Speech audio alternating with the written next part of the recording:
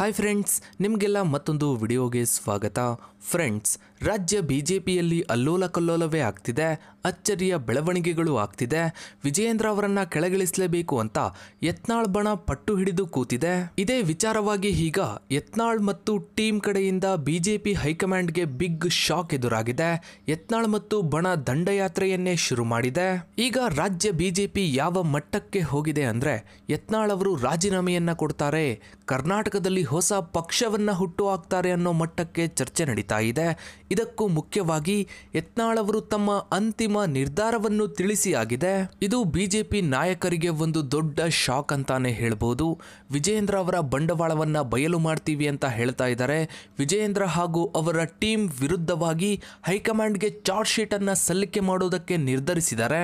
ಆರೋಪಗಳ ಸುರಿಮಳೆಯನ್ನೇ, ಆರೋಪಗಳ ಪಟ್ಟಿಯನ್ನೇ ದೆಹಲಿ ನಾಯಕರ ಕೈಗೆ ಕೊಡೋದಕ್ಕೆ ಹೊರಟಿದ್ದಾರೆ. ಮತ್ತೊಂದು ಕಡೆ ಬೆಂಗಳೂರಿನಲ್ಲಿ ಇದ್ದು ಯತ್ನಾಳ್ ಹಾಗೂ ಅವರ ಟೀಮ್ನ ವಿರುದ್ಧವಾಗಿ ವಿಜಯೇಂದ್ರ ಟೀಮ್ ಕೂಡ ಕೆಂಡ ಕಾರ್ತಾ ಇದೆ. ಇದರ ನಡುವೆ ಕೆಲವು ಸ್ಫೋಟಕ ವಿಚಾರಗಳು ಬಯಲಾಗ್ತಾ ಇವೆ.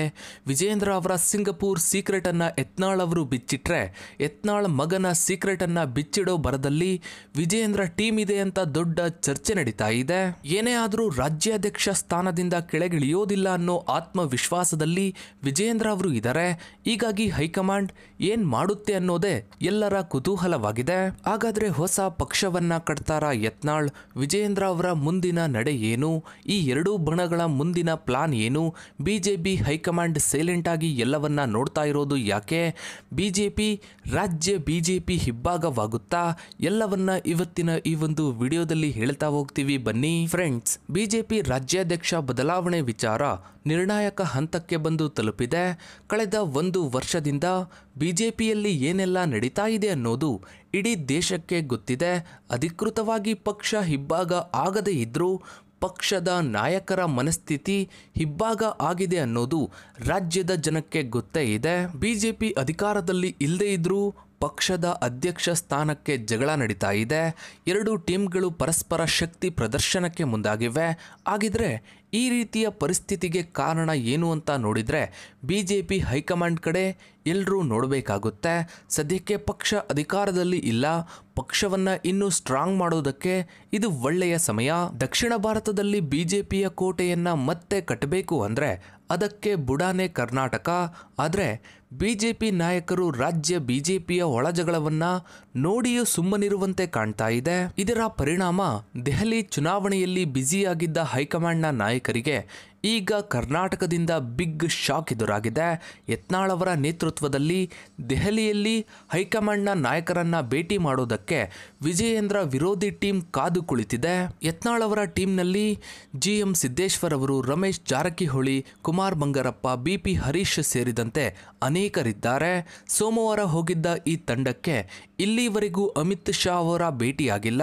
ಇನ್ನು ಇವರು ಹೋಗಿರೋದು ಕೇವಲ ಮಾತನಾಡೋದಕ್ಕೆ ಅಲ್ಲ, ವಿಜಯೇಂದ್ರ ಅವರ ವಿರುದ್ಧ ಆರೋಪ ಪಟ್ಟಿಯನ್ನೇ ರೆಡಿ ಮಾಡಿಕೊಂಡು ಹೋಗಿದ್ದಾರೆ. ಕುಮಾರ್ ಬಂಗಾರಪ್ಪ, NR ಸಂತೋಷ್ ಅವರು ಬಿಜೆಪಿಯ ರಾಷ್ಟ್ರೀಯ ಪ್ರಧಾನ ಕಾರ್ಯದರ್ಶಿ BL ಸಂತೋಷ್ ಅವರನ್ನ ಭೇಟಿ ಮಾಡಿ ಮಾತುಕತೆ ನಡೆಸಿದ್ದಾರೆ.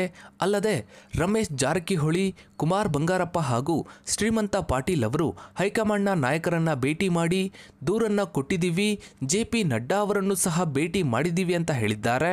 ಜೊತೆಗೆ ಸಂಸತ್ತಿನಲ್ಲಿ ಸಚಿವ ಜ್ಯೋತಿರಾದಿತ್ಯ ಸಿಂಧ್ಯಾ ಅವರನ್ನು ಭೇಟಿ ಮಾಡಿ ಮಾತುಕತೆಯನ್ನ ನಡೆಸಿದ್ದಾರೆ. ಈ ಮೂಲಕ ಈ ತಂಡ ದಲಿತ ಹಾಗೂ OBC ಅಸ್ತ್ರವನ್ನ ಪ್ರಯೋಗ ಮಾಡಿ ಯಶಸ್ವಿಯಾಗಿದೆ.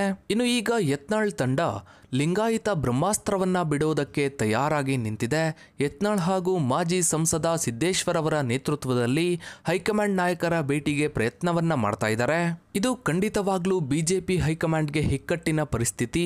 ರಾಜ್ಯ ಬಿಜೆಪಿಯನ್ನ ನಿರ್ಲಕ್ಷಿಸಿದ್ರ ಪರಿಣಾಮ ಈಗ ಅನುಭವಿಸುವ ಪರಿಸ್ಥಿತಿ ಎದುರಾಗಿದೆ. ಅಷ್ಟಕ್ಕೂ ಯತ್ನಾಳ್ ಅವರ ಬೇಡಿಕೆ ಏನು ಅಂತ ನೋಡ್ತಾ ಹೋದ್ರೆ ನಿಮ್ಗೆಲ್ಲ ಗೊತ್ತಿರೋ ಹಾಗೆ ಮೊದಲನೆಯದ್ದೇ ವಿಜಯೇಂದ್ರ ಅವರು ಯಾವುದೇ ಕಾರಣಕ್ಕೂ ರಾಜ್ಯಾಧ್ಯಕ್ಷರಾಗಿ ಮುಂದುವರಿಬಾರ್ದು ಅನ್ನೋದು. ಪಕ್ಷದಲ್ಲಿ ಆಂತರಿಕ ಚುನಾವಣೆಯನ್ನ ಅವರು ಎದುರಿಸಲಿ, ಆಮೇಲೆ ನೋಡೋಣ. ಕುಟುಂಬ ರಾಜಕಾರಣ, ಭ್ರಷ್ಟಾಚಾರ ಮುಕ್ತ ಹಾಗೆ ಹಿಂದುತ್ವ ವಿರೋಧಿಗಳನ್ನ ಪಟ್ಟದಿಂದ ಕೆಳಗಿಳಿಸಬೇಕು ಅಂತ ಹೇಳ್ತಾ ಇದ್ದಾರೆ. ಇದಷ್ಟೇ ಅಲ್ಲ, ಪಕ್ಷದಲ್ಲಿ ಒಬ್ಬ ವ್ಯಕ್ತಿಗೆ ಒಂದೇ ಹುದ್ದೆಯನ್ನ ನೀಡಬೇಕು ಅಂತ ಪಕ್ಷದ ಸಿದ್ಧಾಂತವನ್ನು ಸಹ ಯತ್ನಾಳ್ ಬಣ ಪ್ರಸ್ತಾಪ ಮಾಡ್ತಾ ಇದೆ. ಇದರ ಜೊತೆ ತಮ್ಮ ಪರವಾಗಿ ಸೂಕ್ಷ್ಮ ವಿಷಯಗಳನ್ನು ನಾಯಕರ ಮುಂದೆ ಇಡೋ ಪ್ರಯತ್ನವನ್ನ ಮಾಡ್ತಾ ಇದ್ದಾರೆ. ಅದೇನು ಅಂದ್ರೆ ಲಿಂಗಾಯತ ಸಮುದಾಯದ ಎಲ್ಲರೂ ವಿಜಯೇಂದ್ರ ಹಿಂದೆ ಇಲ್ಲ, BS ಯಡಿಯೂರಪ್ಪ ಅವರ ವರ್ಚಸ್ಸು ಅವರ ಮಗ ವಿಜಯೇಂದ್ರ ಅವರಿಗೆ ಇಲ್ಲ, ಹೀಗಾಗಿ ಅವರನ್ನ ಬದಲಾಯಿಸಿದ್ರೆ ನಮ್ಮ ಪಕ್ಷಕ್ಕೆ ಏನೂ ಹಿನ್ನಡೆ ಆಗೋದಿಲ್ಲ ಅಂತ ಯತ್ನಾಳ್ ಅವರು ವಾದ. ಈ ನಡುವೆ ಯಡಿಯೂರಪ್ಪ ಕುಟುಂಬದ ವಿರುದ್ಧವಾಗಿ ಗಂಭೀರ ಆರೋಪವನ್ನು ಸಹ ಮಾಡ್ತಾ ಇದ್ದಾರೆ. ಯಡಿಯೂರಪ್ಪ ಕುಟುಂಬ ರಾಜ್ಯದಲ್ಲಿ ಸಾಕಷ್ಟು ಲೂಟಿಯನ್ನ ಮಾಡಿದೆ, ವಿಜಯೇಂದ್ರ ದುಬೈ, ಸಿಂಗಪೂರ್ನಲ್ಲಿ ಸಾಕಷ್ಟು ಆಸ್ತಿಯನ್ನ ಮಾಡಿಟ್ಟಿದ್ದಾರೆ. ಇದಷ್ಟೇ ಅಲ್ಲದೆ ಮುಖ್ಯಮಂತ್ರಿ ಸಿದ್ದರಾಮಯ್ಯ ಅವರು ಜೊತೆಗೆ DCM DK ಶಿವಕುಮಾರ್ ಅವರ ಜೊತೆ ಸೇರ್ಕೊಂಡು ಕರ್ನಾಟಕದಲ್ಲಿ ಬಿಜೆಪಿಯನ್ನ ಮುಗಿಸುವ ಕೆಲಸಕ್ಕೂ ವಿಜಯೇಂದ್ರ ಅವರು ಮುಂದಾಗಿದ್ದಾರೆ ಅನ್ನೋ ಗಂಭೀರ ಆರೋಪವನ್ನ ಮಾಡ್ತಾ ಇದ್ದಾರೆ. ಇದೆಲ್ಲವನ್ನ ನಾಯಕರ ಗಮನಕ್ಕೆ ತರ್ತೀನಿ ಅಂತ ಹೇಳಿದ್ದಾರೆ. ಇನ್ನು ಮೊದಲೇ ಆಕ್ರೋಶ ವ್ಯಕ್ತಪಡಿಸ್ತಾ ಇದ್ದ ಯತ್ನಾಳ್ ಹಾಗೂ ಅವರ ಟೀಮನ್ನ ಕೆಣಕಿದ್ದು ಅಂದರೆ ಬಿಜೆಪಿ ಜಿಲ್ಲಾಧ್ಯಕ್ಷರ ಆಯ್ಕೆ ವಿಚಾರ. ನೇಮಕಗೊಂಡಂತಹ ಜಿಲ್ಲಾಧ್ಯಕ್ಷರು ಹಾಗೆ ಹೆಚ್ಚಿನ ಪದಾಧಿಕಾರಿಗಳು ವಿಜಯೇಂದ್ರ ಪಾಳಯಕ್ಕೆ ಸೇರಿದವರು. ಇದು ಮುಂದೆ ಪಕ್ಷ ಸಂಘಟನೆಯಲ್ಲಿ ಸಮಸ್ಯೆಯನ್ನ ತರುತ್ತೆ. ಹೀಗಾಗಿ 23 ಜಿಲ್ಲಾಧ್ಯಕ್ಷರ ಆಯ್ಕೆಯ ಘೋಷಣೆಯನ್ನ ರದ್ದು ಮಾಡಬೇಕು ಅಂತ ಯತ್ನಾಳ್ ಟೀಮ್ ಹೈಕಮಾಂಡ್ನ ಒತ್ತಾಯಿಸ್ತಾ ಇದೆ. ಇನ್ನು ಮತ್ತೊಂದು ಕಡೆ ವಿಜಯೇಂದ್ರ ಅವರ ಪರವಾಗಿ ಮತ್ತೊಂದು ತಂಡ ನಿಂತಿದೆ. ಅದರಲ್ಲಿ ಪ್ರಮುಖವಾಗಿ ಮಾಜಿ ಶಾಸಕರುಗಳಾದ ಸುಬ್ರಹ್ಮಣ್ಯ ನಾಯ್ಡು, ರೇಣುಕಾಚಾರ್ಯ ಹಾಗೆ ಇನ್ನಿತರರು ವಿಜಯೇಂದ್ರ ಪರವಾಗಿ ನಿಂತಿದ್ದಾರೆ. ಯತ್ನಾಳ್ ಟೀಮ್ನ ವಿರುದ್ಧವಾಗಿ ನಿಮ್ಮ ಬಂಡವಾಳ ಏನು ಅನ್ನೋದನ್ನ ನಾವು ಬಯಲು ಮಾಡ್ತೀವಿ, ಹೀಗೆ ಮುಂದುವರೆದ್ರೆ ನಾವು ಸಹ ಹೈಕಮಾಂಡ್ಗೆ ದೂರು ನೀಡ್ತೀವಿ ಅಂತ ಎಚ್ಚರಿಕೆಯನ್ನ ಕೊಡ್ತಾ ಇದ್ದಾರೆ. ವಿಜಯೇಂದ್ರ ಅವರೇನು ಸುಮ್ಮನೆ ಇಲ್ಲ, ಪಕ್ಷದ ಸಂಘಟನೆಗೆ ಸಾಕಷ್ಟು ಶ್ರಮಿಸ್ತಾ ಇದ್ದಾರೆ, ಅವರೇ ಮುಂದುವರಿಬೇಕು ಅಂತ ಹೇಳ್ತಾ ಇದ್ದಾರೆ.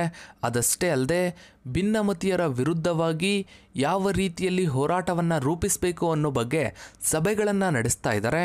ಈಗ ಬಿಜೆಪಿಯ 3ನೇ ಬಣದ ವಿಚಾರವನ್ನ ನೋಡಿದ್ರೆ ಯತ್ನಾಳ್ ಅಥವಾ ವಿಜಯೇಂದ್ರ ಈ ಎರಡೂ ಗುಂಪಿನಲ್ಲೂ ಗುರುತಿಸಿಕೊಳ್ಳದೇ ಇರುವ ತಟಸ್ಥ ಗುಂಪಿನ ನಾಯಕರಲ್ಲಿ ಕೆಲವು ಹಿರಿಯ ನಾಯಕರು ವಿಜಯೇಂದ್ರ ಅವರನ್ನ ಬದಲಾಯಿಸಬೇಕು, ಇಲ್ಲಾಂದ್ರೆ ಮುಂದಿನ ದಿನಗಳಲ್ಲಿ ಪಕ್ಷಕ್ಕೆ ಕಷ್ಟ ಆಗ್ಬೋದು ಅನ್ನೋ ರೀತಿ ತಮ್ಮ ಅಭಿಪ್ರಾಯವನ್ನ ಮಂಡಿಸ್ತಾ ಇದ್ದಾರೆ. ಆದ್ರೆ ಇನ್ನೂ ಕೆಲವರು ವಿಜಯೇಂದ್ರ ಅವರು ಮುಂದುವರೆದ್ರೆ ತೊಂದರೆ ಏನೂ ಇಲ್ಲ ಅಂತ ಹೇಳ್ತಾ ಇದ್ದಾರೆ. ಆದ್ರೆ ಪಕ್ಷದಲ್ಲಿ ಆಗ್ತಾ ಇರುವ ಬೆಳವಣಿಗೆ ಬಗ್ಗೆ ಅಸಮಾಧಾನವನ್ನ ವ್ಯಕ್ತಪಡಿಸ್ತಾ ಇದ್ದಾರೆ.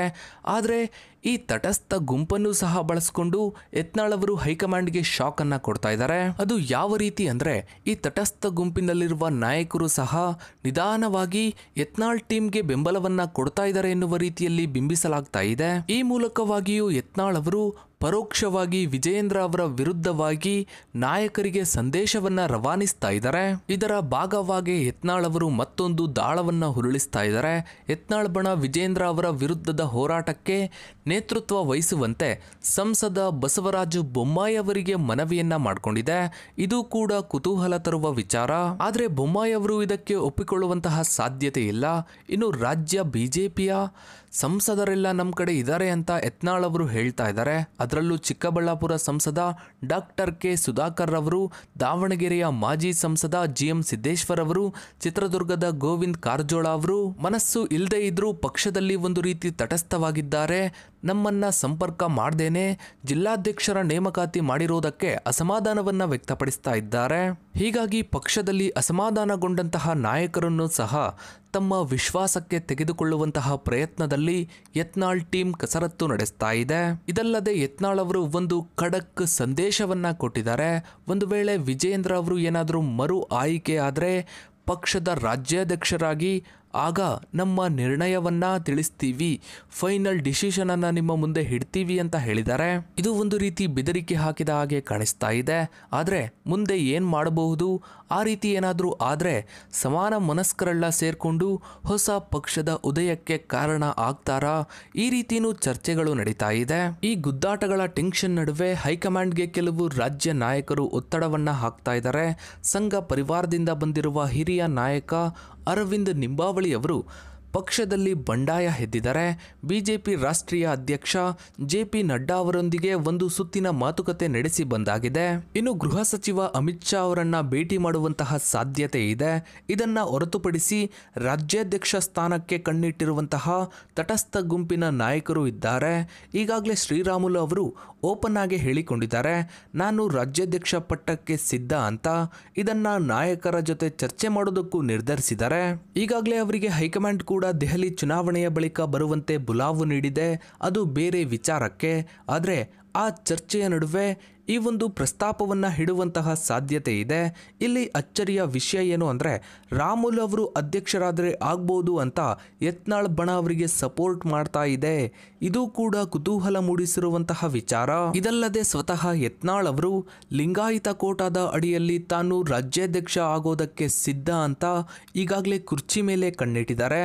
ಅದು ಸಾಧ್ಯವಾಗದೇ ಇದ್ದರೆ ತಮ್ಮ ಬಣದಿಂದಲೇ ಒಬ್ಬರನ್ನ ರಾಜ್ಯಾಧ್ಯಕ್ಷ ಸ್ಥಾನಕ್ಕೆ ಸೂಚಿಸೋದು ಫಿಕ್ಸ್ ಅಂತಲೇ ಹೇಳ್ಬೋದು. ಒಟ್ಟಾರೆಯಾಗಿ ನೋಡಿದರೆ ಯತ್ನಾಳ್ ಅವರು ಏನು ಹೇಳ್ತಾ ಇದ್ದಾರೆ, BJPಯಲ್ಲಿ ಯಾರೂ ಕೂಡ ವಿಜೇಂದ್ರ ಅವರ ಜೊತೆಗಿಲ್ಲ, ನಮ್ಮದು ಕುಟುಂಬ ರಾಜಕಾರಣದ ವಿರುದ್ಧದ ಹೋರಾಟ, ಈ ರೀತಿಯಾಗಿ ಆಕ್ರೋಶವನ್ನು ವ್ಯಕ್ತಪಡಿಸ್ತಾ ಇದ್ದಾರೆ. ಆದರೆ ಮತ್ತೊಂದು ಕಡೆ ವಿಜೇಂದ್ರ ಟೀಮ್ನಲ್ಲಿ ಯತ್ನಾಳ್ ಅವರು, ಕುಮಾರ್ ಬಂಗಾರಪ್ಪ, GM ಸಿದ್ದೇಶ್ವರ್, BP ಹರೀಶ್ ಅವರನ್ನ ಮುಲಾಜಿಲ್ಲದೆ ಪಕ್ಷದಿಂದ ಹುಚ್ಚಾಟನೆ ಮಾಡಬೇಕು, ಇವರು 3-4 ಜನ ಸೇರಿಕೊಂಡು ದೆಹಲಿಗೆ ಹೋದರೆ ಇಡೀ ಪಕ್ಷನೇ ಹೋಗಿದೆ ಅನ್ನೋ ರೀತಿಯಲ್ಲಿ ಬಿಂಬಿಸ್ತಾ ಇದ್ದಾರೆ ಅಂತ ಆಕ್ರೋಶವನ್ನು ವ್ಯಕ್ತಪಡಿಸ್ತಾ ಇದ್ದಾರೆ.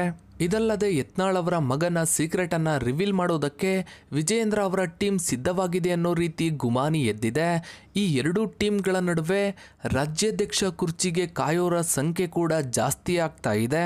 ಒಟ್ಟಾರೆಯಾಗಿ ರಾಜ್ಯ BJPಯ ಪರಿಸ್ಥಿತಿಯನ್ನ ಗಮನಿಸ್ತಾ ಹೋದರೆ ಈ ಎಲ್ಲ ಆಂತರಿಕ ಕಲಹಗಳಿಗೆ ಹೈಕಮಾಂಡ್ ಮುಕ್ತಿ ನೀಡುತ್ತಾ ಇಲ್ಲ BJP ಹೊಡೆದು ಇಬ್ಬಾಗ ಆಗುತ್ತಾ ಅನ್ನೋದನ್ನ ಕಾದು ನೋಡಬೇಕಿದೆ. ಸೊ ಇದಾಗಿತ್ತು ಫ್ರೆಂಡ್ಸ್ ಇವತ್ತಿನ ಈ ಒಂದು ವಿಡಿಯೋ. ಇದರ ಬಗ್ಗೆ ನಿಮ್ಮ ಅನಿಸಿಕೆ ಅಭಿಪ್ರಾಯಗಳನ್ನು ತಪ್ಪದೆ ಕಮೆಂಟ್ ಸೆಕ್ಷನಲ್ಲಿ ಕಮೆಂಟ್ ಮಾಡಿ. ಹಾಗೆ ವಿಡಿಯೋಗೊಂದು ಲೈಕ್ ಮಾಡ್ತಾ ವಿಡಿಯೋನ ಆದಷ್ಟು ಎಲ್ಲ ಕಡೆ ಶೇರ್ ಮಾಡಿ. ನೀವಿನ್ನು ನಮ್ಮ ಚಾನಲ್ಗೆ ಸಬ್ಸ್ಕ್ರೈಬ್ ಆಗಿಲ್ಲ ಅಂದರೆ ಕೆಳಗಡೆ ಕಾಣೋ ಸಬ್ಸ್ಕ್ರೈಬ್ ಬಟನ್ನ ಕ್ಲಿಕ್ ಮಾಡಿ. ಹಾಗೆ ಪಕ್ಕದಲ್ಲಿ ಕಾಣೋ ಬೆಲ್ ಐಕನ್ ಕೂಡ ಕ್ಲಿಕ್ ಮಾಡಿ. Thanks for watching.